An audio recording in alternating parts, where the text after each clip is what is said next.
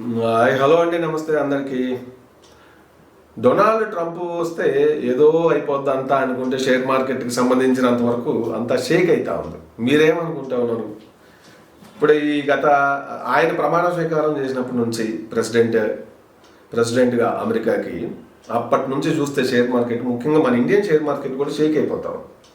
Main ఈ టారిఫ్లు గోల ఎక్కువైపోయింది.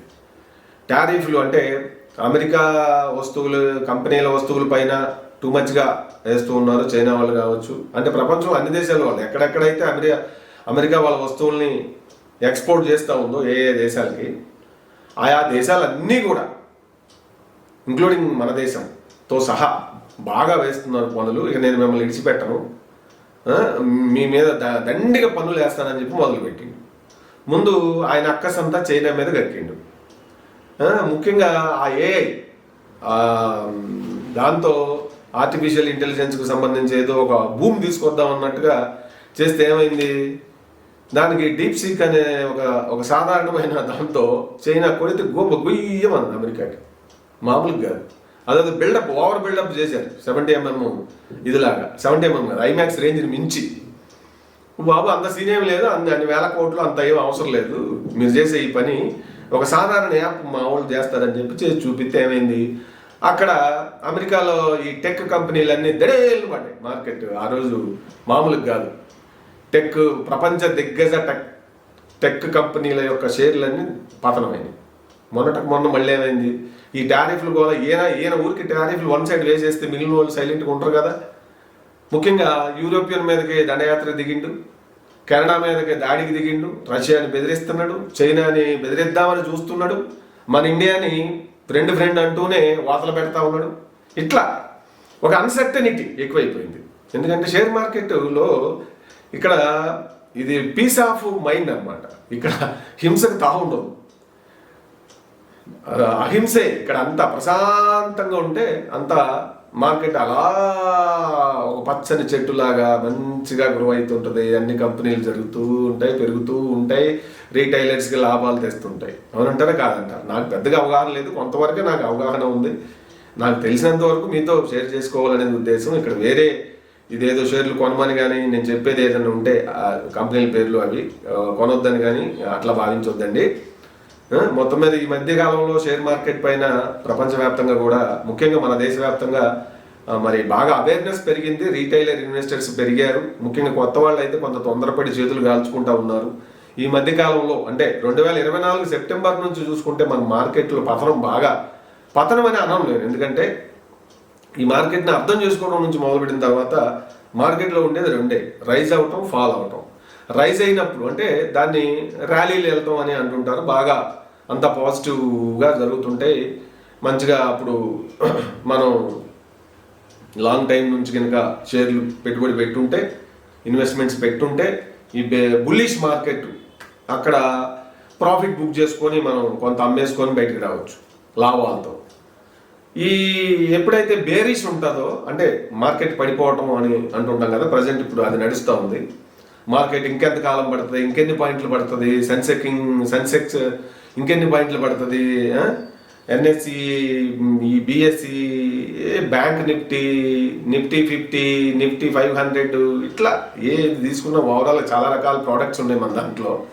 అన్నీ మిడ్, లార్జ్, షార్ట్ అన్నీ కూడా సరే అతలాకుతలం అయిపోతూ ఉన్నాయి. ఎందుకు? ఈ మహానుభావుడి యొక్క ఎఫెక్ట్, టారిఫ్ వార్లు. అన్ని యుద్ధాల కంటే వాణిజ్య యుద్ధం చాలా ప్రమాదం అండి. ఎందుకంటే ఇప్పుడు బాంబులు గేమ్లు వేసుకుంటే ఆ ఎఫెక్ట్ అప్పుడుతో తేలిపోయి మెల్లగా బయటపడుతుంటుంది, కానీ ఇది కనిపించకుండానే చితిగా బలహీన పడిపోతుంటాం. ఇది ఆర్థికంగా దేశాల మధ్య ట్రేడ్ వార్ కనుక మొదలైతే దాన్ని తట్టుకోవాలంటే మామూలు వ్యవహారం కాదు. ఇప్పుడు ప్రస్తుతం మనం ఉన్న పరిస్థితులలో భారతదేశం ట్రేడ్ వార్ని తట్టుకోగలిగినంత ఇది లేదు వాస్తవాలు మాట్లాడుకుంటే. అందుకే మనది ఎప్పుడు కూడా సేఫ్ గేమ్లోనే ఉంటారు. మన లీడర్షిప్ ఎప్పుడు కూడా అగ్రెసివ్గా వెళ్ళరు. ప్రస్తుతం మన కేంద్ర ప్రభుత్వం కూడా అదే వేలో వెళుతుంది.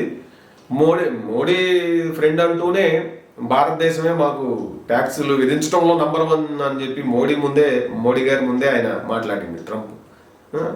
ఇప్పుడు సరే, ఇప్పుడు ఆయన టారిఫ్లు వేసుకుంటూ పోతే మిగిలిన వాళ్ళు చూస్తూ గాజులు దొడుకొని కూర్చోరు కదా, ఎవరికి వాళ్ళు తగ్గట్టుగా వేస్తూనే ఉన్నారు. చైనా పైన వేస్తే చైనా కూడా సేమ్ అంతకు మించి కొద్దిగా యాడ్ చేసి అమెరికా మీద టారిఫ్లు వేశారు. అలాగే యూరోపియన్ యూనియన్కి సంబంధించి కూడా వాళ్ళు టూ మచ్గా వేశారు. తగ్గేదెలా అన్నట్టుగా అసలే యూరోపియన్ యూనియన్కి అమెరికాకి పడదు. ఎందుకంటే వాళ్ళ డాలర్ని కాదని చెప్పి యూరోపియన్ యూనియన్ వాళ్ళు యూరోని సృష్టించుకున్నారు కదా, దాంతో మామూలు మంట కాదు. మమ్మల్ని కాదని, మా డాలర్ని కాదని మీరు మీ సొంత కరెన్సీని క్రియేట్ చేసుకుంటారా బై అని మంట ఉంది అమెరికాకి. అయితే ఎందుకు ఊరుకుంటారు? వాళ్ళు బలవంతులు తట్టుకోగలిగారు. మన బ్రిక్స్ లాగా భయపడిపోలేదు వాళ్ళు. బ్రిక్స్ దేశాలు దాంట్లో సభ్యత్వం ఉన్న దేశాల్లో ఇంగ్లాండ్, రష్యా, మన చైనా, ఇండియా ఏదో లోకల్ కరెన్సీ ఒకటి క్రియేట్ చేద్దాము యూరో కరెన్సీ లాగా చూశారు. కానీ అది తెలుసుకున్న ట్రంప్ వెంటనే మీరు కనుక ఏదైనా కరెన్సీ క్రియేట్ చేశారంటే మీ పైన 100% టారిఫ్లు వేస్తామని చెప్పి బెదిరించిండు, భయపెట్టిండు. దాంతో మన వాళ్ళు వెనక్కి బీకేరు, సైలెంట్ అయ్యారు. యూరోపియన్ మీద ఆ పప్పులు ఉడకలేదు అనమాట వీళ్ళ. అది మొత్తం మీద అయితే మంట ఉంది. యూరోపియన్ దేశాలకి వేసాడు, వాళ్ళు కూడా గట్టిగానే వేశారు. మొత్తం మీద ఇప్పుడు ట్రేడ్ వారికి తెరదీసిండు. ఏ రోజు ఏం మాట్లాడుతాడో, ఏ దేశం మీద ఎంతెంత టారిఫ్లు ప్రకటిస్తాడో అని చెప్పి అల్లాడిపోతున్నటువంటి పరిస్థితి ఉంది. ఒక అన్సర్టనిటీ నడుస్తూ ఉంది, అనిశ్చిత వాతావరణం ఉంటాం కదా. మార్కెట్లో అది నడవదు. ఇక్కడ మార్కెట్ రియాక్షన్స్ వేరుగా ఉంటాయి, అనిశ్చిత ఉంటాయి. ఇక్కడ ఏంటంటే స్టెబిలిటీ ఉండాలి. స్టెబిలిటీ ఉంటే మార్కెట్ రియాక్ట్ అయ్యే విధానంలో అంతా ఒక పాజిటివ్నెస్ ఉంటుంది. అలా కాకుండా జియో పొలిటికల్ కండిషన్స్ అన్నీ, అంటే ప్రపంచ పరిణామాలన్నీ కూడా అభద్రతా భావంగా, అహింసాపూరితంగా, అశాంతియుతంగా ఉన్నట్లయితే మార్కెట్లు, మన మార్కెట్ కావచ్చు, ఎక్కడైనా కూడా ఏ షేర్ మార్కెట్ అయినా ఇదవుతుంటుంది. షేర్ మార్కెట్ అనేది దాని యొక్క అది బాగా పాజిటివ్గా ఉందంటే ఆ దేశ ఆర్థిక అభివృద్ధికి అది సూచిక. ఇదేదో మళ్ళీ వేరే తక్కువగా అంచనా వేయొద్దండి. మార్కెట్ కనుక బలహీనంగా ఉందంటే మన జీడిపి కావచ్చు, మన ఎకానమీ మొత్తం అంతా కూడా నిమ్మలంగా ఉంది, నీరసించిపోయిందనే అర్థం. అది గుర్తుపెట్టుకోవాలి మనం. మొత్తం మీద ఏదో బాహుబలి అవుతాడు అమెరికన్ ఎకానమీకి అనుకుంటే, ఇప్పుడు ప్రపంచ షేర్ మార్కెట్లకి డొనాల్డ్ ట్రంప్ ఆయన విధానాలు, ఆయన ఆలోచన ధోరణి, ఆయన దుందుడుకు వ్యవహారం, ఏ విధమైనటువంటి అంటే పూర్తిగా వ్యాపార ఆలోచనే తప్ప లాభం నష్టం ఇదే ఆయన ప్రామాణికాలు, క్రైటీరియా. ఆ 2 పాయింట్ల చుట్టే ఆయన నడుస్తుంది రాజకీయం తప్ప. అంటే ఒక అమెరికా ప్రైడ్ అని అది పేరు చెప్తున్నా కూడా నిజంగా అమెరికా ప్రైడ్నెస్, అమెరికా గొప్పతనాన్ని ఆయన అర్థం చేసుకున్నా నేను అనుకోవట్లా. ఇప్పటివరకు అమెరికా మరి ప్రపంచ పెద్దన్న పాత్ర పోషించింది అద్భుతంగా. ప్రపంచంలో ఉన్న మేధస్సుకి, క్రియేటివిటీకి వాళ్ళు వేదికను కల్పిస్తూనే మరి ఆఫ్రికాలో పేద దేశాలకు వాళ్ళు ఫండింగ్ ఇవ్వగలిగారు. ప్రపంచ ఆరోగ్య సంస్థలో ఫండింగ్ ఇచ్చింది, ఆ పాత్ర పోషించింది. అందుకే కదా పెద్దన్నగా అమెరికాని రెస్పెక్ట్ చేసేది. అది అర్థం చేసుకోకుండా పిచ్చి పిచ్చికి మాట్లాడుతుంది ఈ పిచ్చి తొగ్గులకు. ఒక పిచ్చి తొగ్గులకు వచ్చింది అమెరికాకి ట్రంప్ రూపంలో. అన్ఫార్చునేట్లీ ఆయన మంచి బిజినెస్ మ్యానే, కానీ పిచ్చి తొగ్గులకు. అంటే మనకు తుగ్లక్ పరిపాలనలో అట్లా జరిగింది. అతను ఏదో మంచి చేద్దాం అనుకుంటే నెలకొకసారి రాజధానిని ఢిల్లీ నుంచి వేరే చోటుకి మార్చేసేవాడు. ప్రజలందరూ ఇటు నుంచి అటు నుంచి ఇటు వెళ్ళాలి అని చెప్పి చాలా హింస పెట్టింది. అట్లనే తయారైంది ఇప్పుడు మిగిలిన దేశాలన్నిటి పాలిటీ, ఇంక్లూడింగ్ అమెరికా. ఆయన చేస్తున్న విధానాలే అమెరికా ఎకానమీకే ఉన్న ఇదవుతున్నాయి అంటే అది కూడా లేదు. ఇప్పుడు అమెరికాకి అతి ప్రపంచ ఆర్థిక మాంద్యానికి మనోడు ఆద్యం పోస్తున్నాడు. ముఖ్యంగా అమెరికా కూడా తీవ్రమైన ఆర్థిక మాంద్యంలోకి వెళ్ళబోతుంది అనేది అక్కడ ఇప్పుడు పరిస్థితులన్నీ కూడా చూపిస్తున్న పరిస్థితి కనబడుతుంది. ఏదేమైనా కూడా మొన్నటికి మొన్న కొన్ని లక్షల $1 బిలియన్ షేర్ మార్కెట్ ఇది అమెరికా ఇదిలో పడిపోయింది, ఆ స్థాయిలో ఫాల్ అయింది. సో ఇది మన దేశము, మన ప్రభుత్వము బ్యాలెన్స్ ఇది చేస్తూ ఉన్నారు. అది గుడ్లో మెల్ల.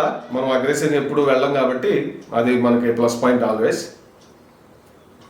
సో మరి మొత్తం మీద ఈ భస్మాసురుడి యొక్క ఇప్పుడు షేర్ మార్కెట్ పాలిట ఈయన అనుసరిస్తున్న ధోరణి ఇదంతా కూడా ఒక రకంగా ఒక పిచ్చి తుగులకు విధానాల్లాగానే అవుతున్నాయి. ఇంకా ఈ 4 ఏళ్లలో ఇంకెన్ని చూడాల్సి వస్తుందో ఏంటో మరి.